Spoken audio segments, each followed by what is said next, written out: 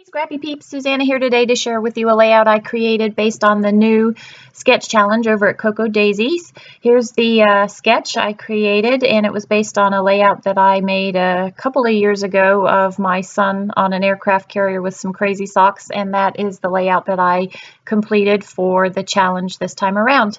I had some die cuts that I also created for Cocoa Daisy, and I wanted to incorporate those onto this layout with 3 pictures of my daughter during summer swim last summer. So I used this exclusive pattern paper from Cocoa Daisy, and I used that as the header and the footer, or the top and the bottom, as the sketch called for. I thought that the clouds were really cool, like the clouds up above the pool, and that circly curly Q thing down the bottom represented the waves of the pool to me, and so I thought that was kind of a neat way of just giving a little added touch to the swimming page. I didn't like the size of those strips because the white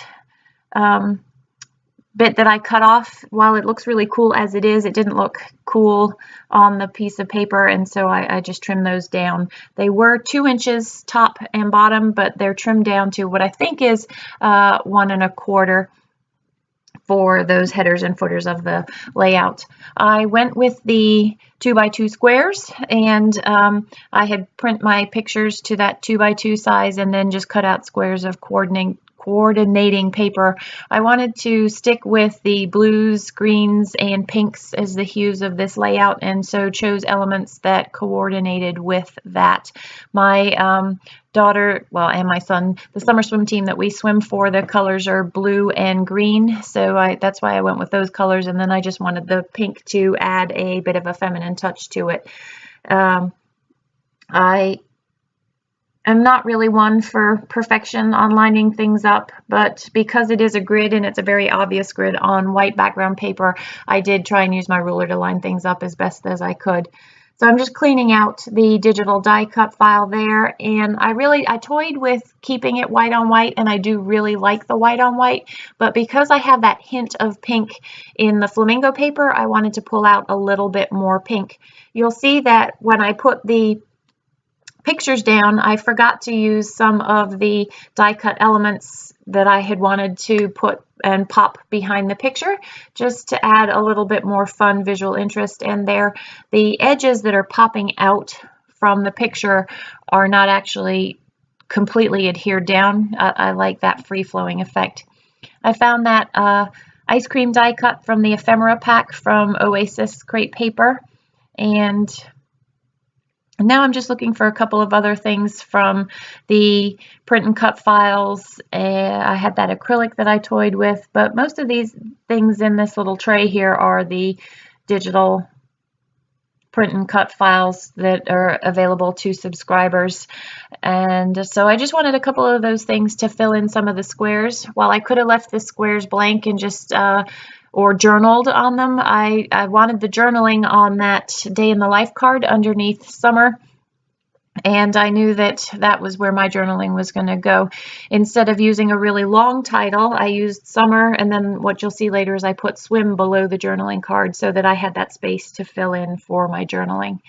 So this is where I pull out my Peerless watercolors, and I actually also pull out some shimmers and just decide to watercolor these digital die cuts for just some added color. I do like the white on white, and I'm okay with a lot of white space, but there was something fun about being able to use my watercolors on this, and I'm getting more and more into the mixed media, particularly the watercolor. It works for me, and it's something that I can control.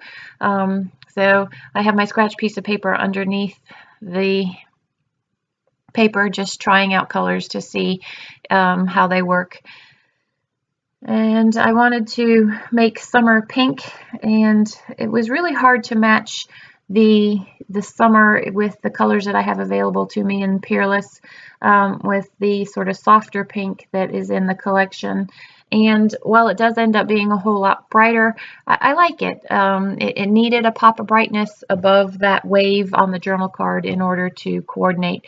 This is not anything special cardstock or watercolor paper. It's actually literally just white cardstock. I believe it's from AC. And I pulled out my shimmers spray to just add a little bit of splash to the watercolor there. And I also wanted to use that same shimmers color to color in the hibiscus flower. That is also a die cut that I created. And then I wanted the darker color for the shading on the inside. What I'd forgotten about is that there's an inside to the flower, and where I've put the hibiscus, you can see it there. I don't like the dark poking through, so later I'll pull out the innard of that and color that as well. I've got a bit of ADHD syndrome going on in this layout, and that I keep forgetting to do things, and so I come back to things that I had started and need to finish. So I just used some of my liquid glue with the fine tip applicator to glue that down. It didn't take long to dry at all. So now I decide I want to pop this. I like the free floating elements on my layouts. You know me, you know that about me. So I just have my Scotch foam tape to pop that up off the page.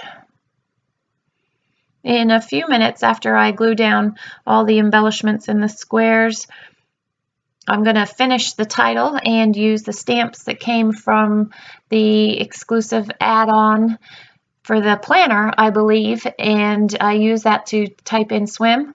But first of all, I'm just painting directly onto this from my Peerless watercolor, and I'm doing a much darker hue, which I will also get foam tape and pop that up for some added matching dimension to the popsicle. So this is where I'm finishing the title, and I'm going to put swim in.